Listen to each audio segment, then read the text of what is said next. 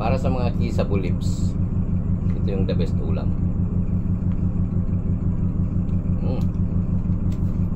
Wow. Bagungon. Yan.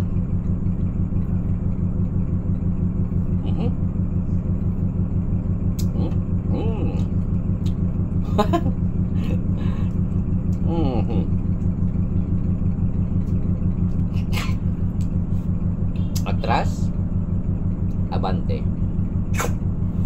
Ayan.